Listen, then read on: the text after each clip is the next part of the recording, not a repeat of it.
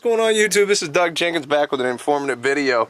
One of the things that I wanted to make clear to a lot of people out there in YouTube land is I just did a master for a gentleman, and this brought to my attention some of the services we can offer that are really beneficial.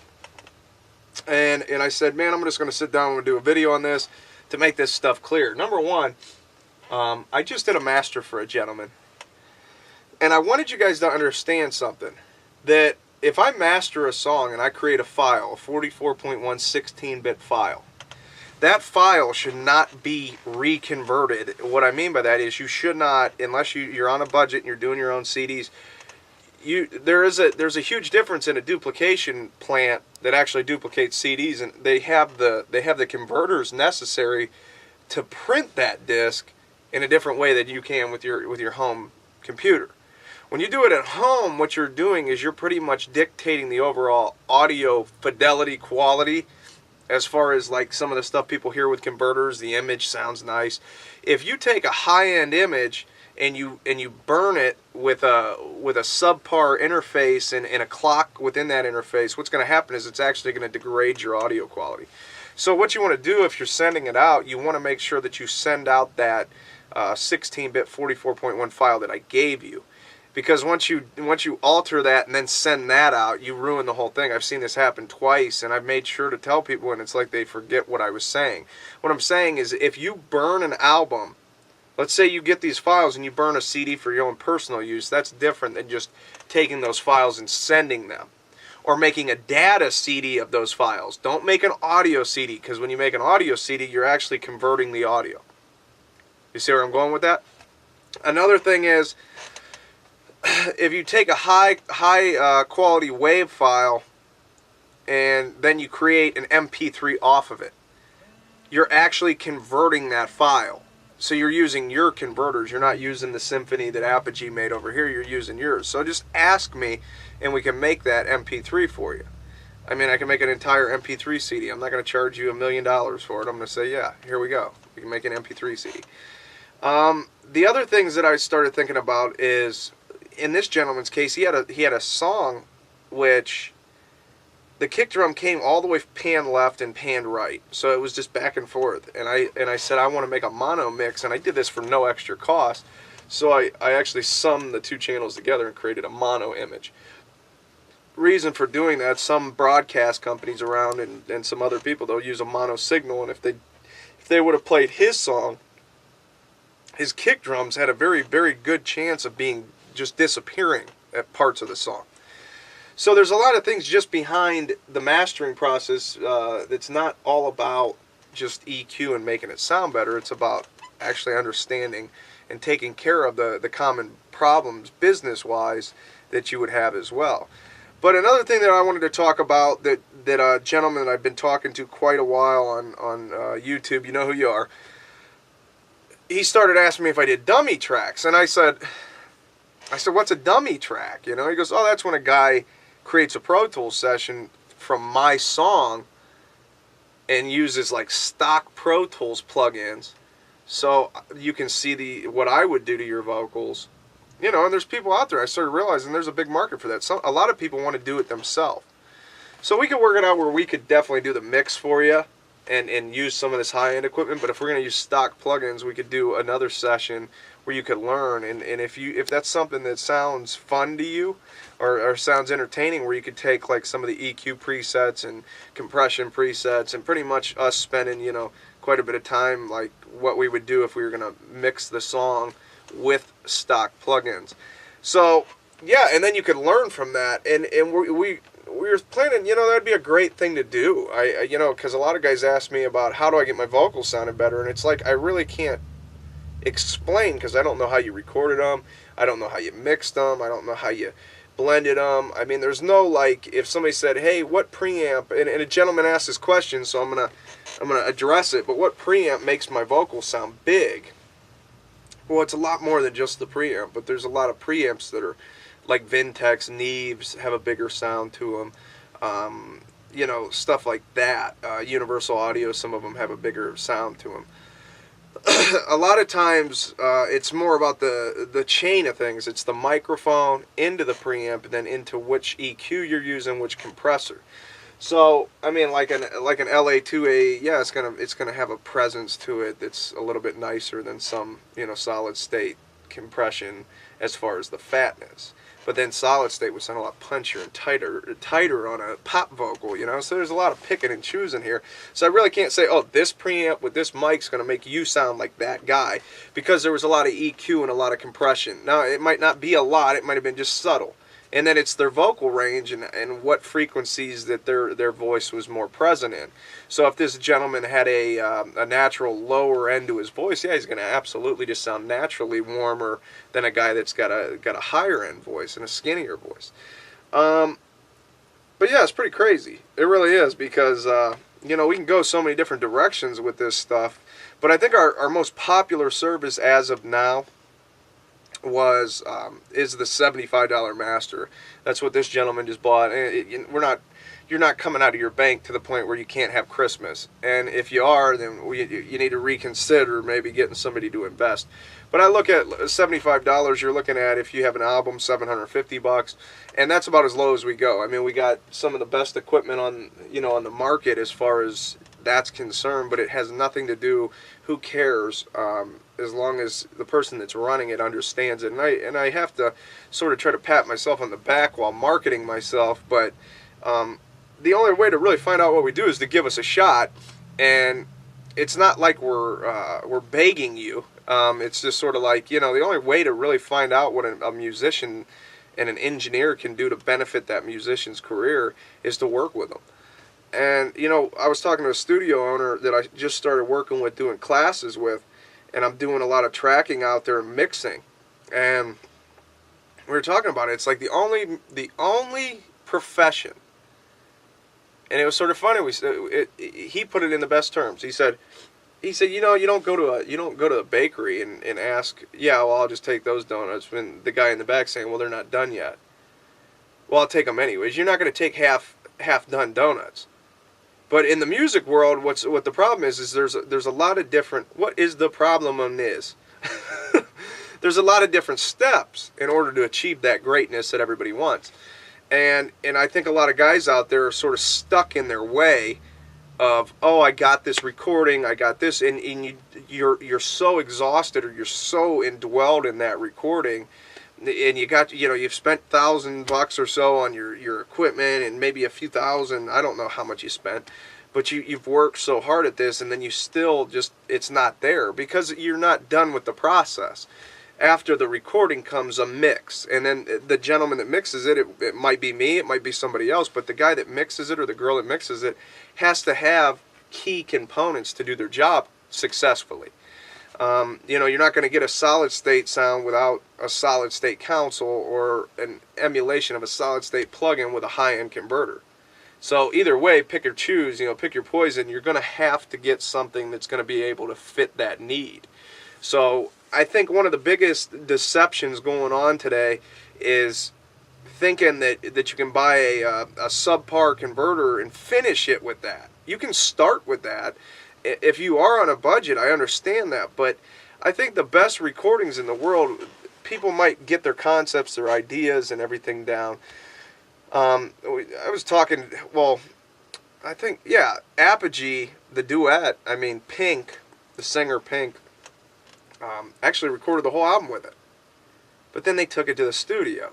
See, they took it to the studio, but they started and did a lot of the recording with that.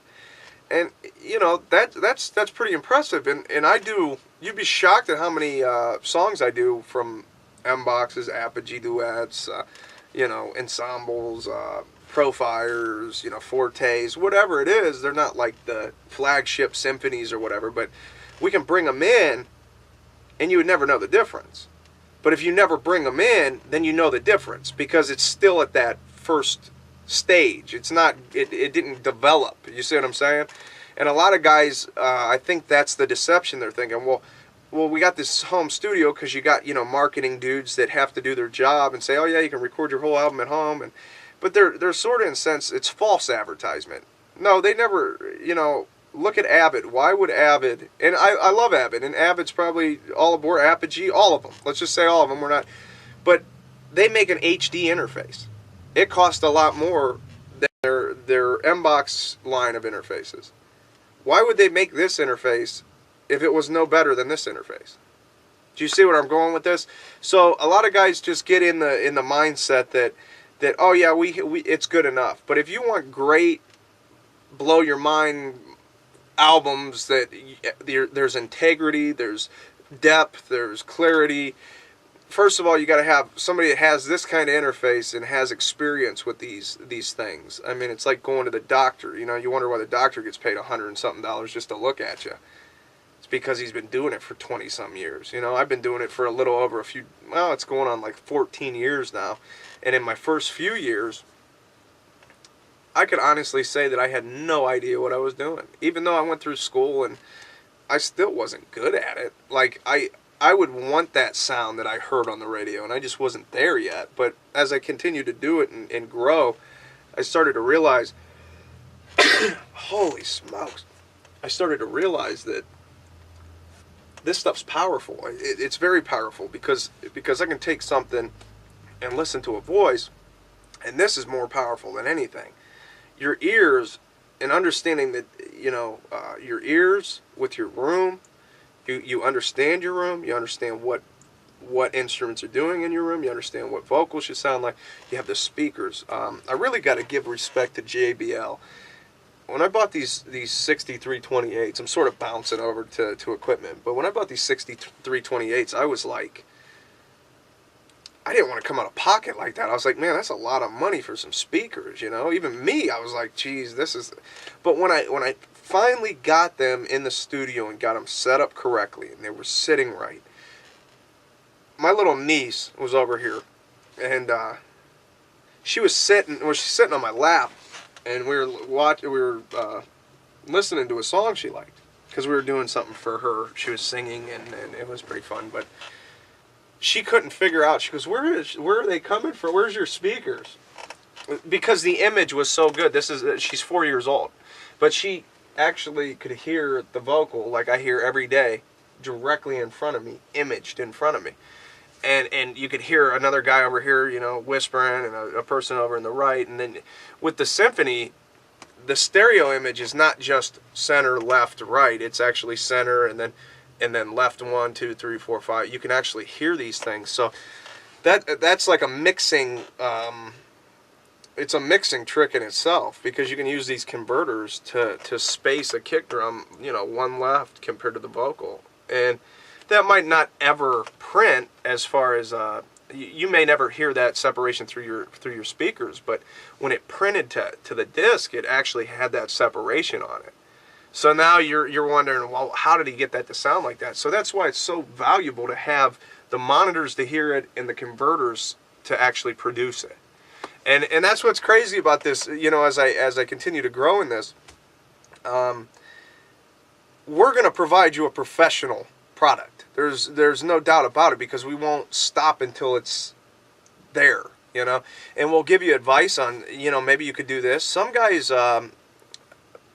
really just don't accept that. They want to go right to the mastering, because it is more money to mix it. But if you think you have the master right, let's just put it this way, I don't judge your creativity. That's not what I'm doing. I'd be a horrible engineer if I did that, because everybody's different.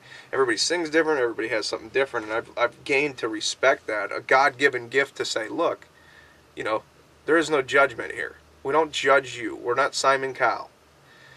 We judge quality. Okay, your kick drum and your bass line are really smashed together, and we could really take care of that in the mix a lot more efficient than we could in the master.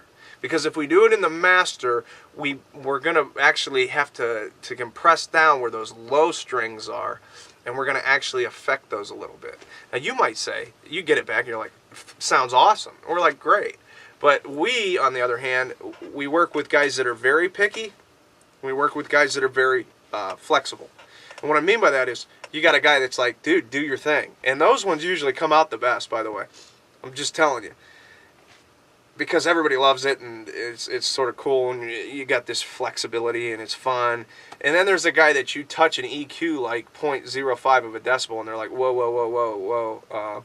I didn't like the bump in the kick drum. Well, dude, you might just master it yourself. And literally, I've done a master where I didn't turn anything on.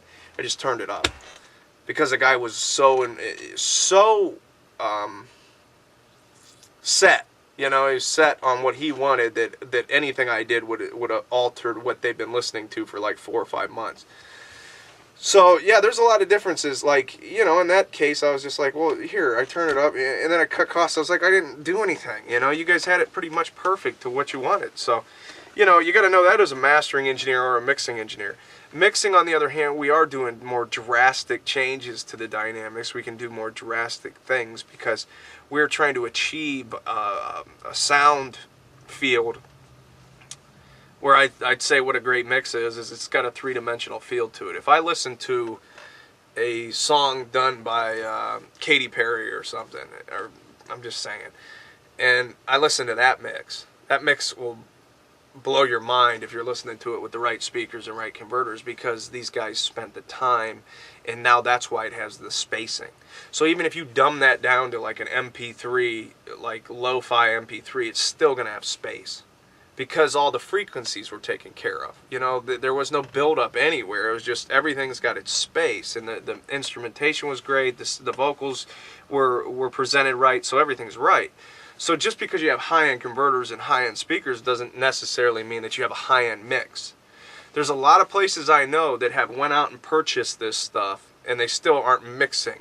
Okay, they're not mastering. They're just recording. And what happens is they call it in this business they call it a polished piece of crap. What that means, and don't take that literal. That's just what some people say. It's like sounds like a high-end piece of garbage. The reason I say that is because it's true. You have this sound, this song that just literally just sounds, it's got all the things that you would think in a professional recording. You know it has the potential, but a guy didn't come in. When I say guy, I mean guy or girl. They didn't come in and take care of what needed to be taken care of. They didn't take care of the the frequencies that were bumping together between instruments. They didn't clean up the synthesizer part. They didn't do anything to make it stick out. They didn't add any kind of harmonics or saturation. They didn't use any real nice EQ style and compression techniques on the vocals, so they didn't pop like they were supposed to. They didn't do any of these things. So now all you have is a high-end recording that sounds like trash. And I've seen a lot of studios, and what I've been trying to avoid, because, you know, I look at art and business as two separate things. I've always been the art person. I can't, and I have a business side, but I'd rather have this song where it's like, hey, this will be here, 20 years from now, it's still going to sound great, where this money might not be here tomorrow. So I put a lot of confidence in the art department of this. We don't do this to, shuffle people in and shuffle people out. That's not what I got into business for. I didn't say one day, hey, I'm just going to buy a bunch of equipment and I'm going to, tell people that I master music. No, I've worked very long hours to be able to actually offer this service. This is sort of like it's like one of those jobs that didn't come easy. And anybody that's mastered music or mixed, or there's a long road. I heard Steve Jobs talk about it. It's like, if you look at an overnight success and you really look into it, it really wasn't overnight. And that's what I've been dealing with. But you got to have a sense of faith in something more than you. And you continue to do this, and as you continue to do it, things start coming in. So, yeah, if you're at the point with your music, we can really consult with you and advise you the best. We're not here to say, yeah, dude, send them over, man. We just want to make a bunch of dollars, and we're going to send them back to you. Yeah, that's great. All right, we'll talk to you later. I'm not real blunt with people. I've heard engineers that are blunt. Hey, look, we're busy. We'll talk to you later. Bye.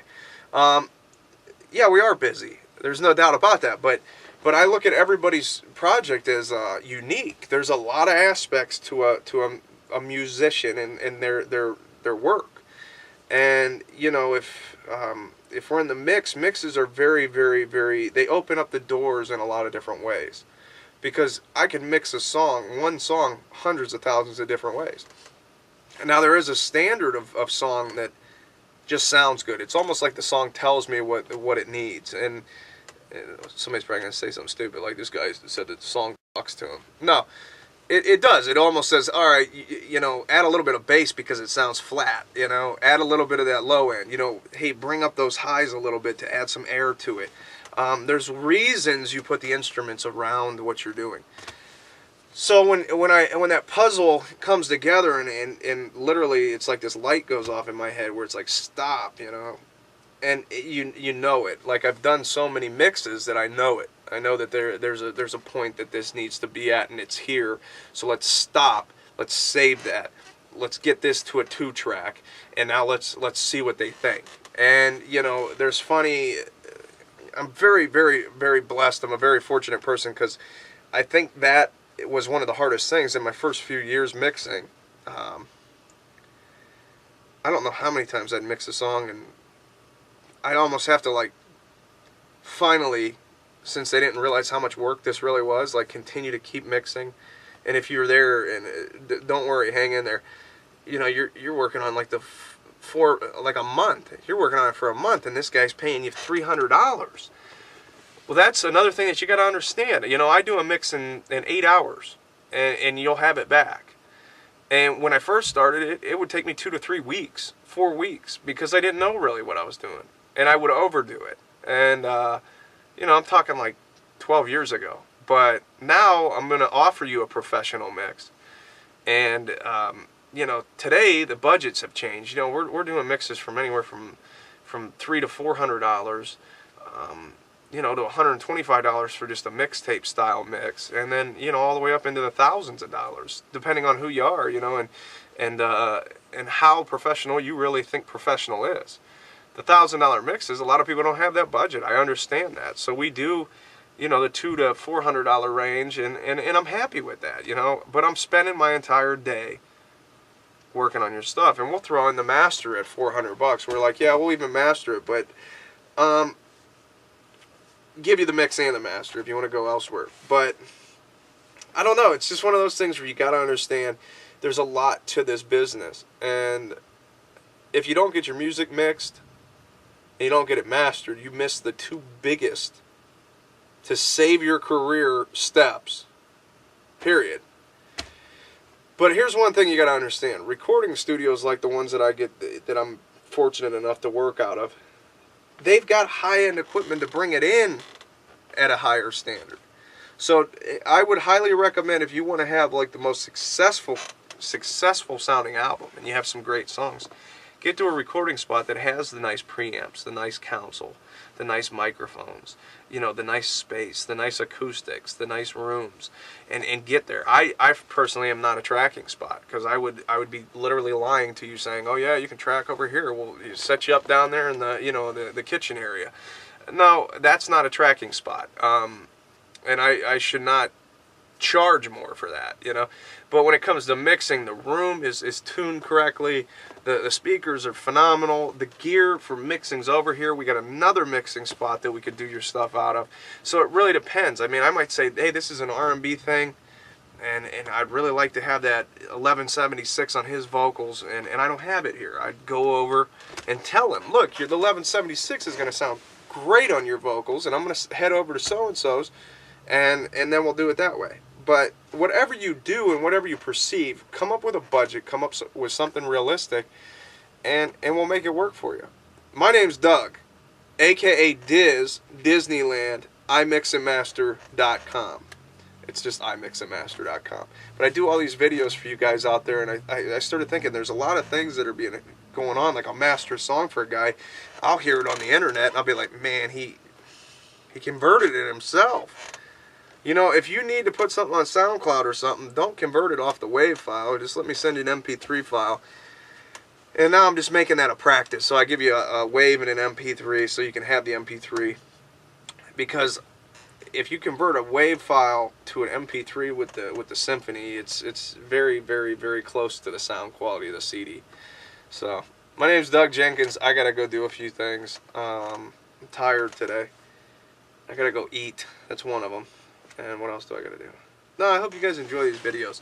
I just, you know, I've been busy, guys, and I apologize I haven't done as many. So you guys take care.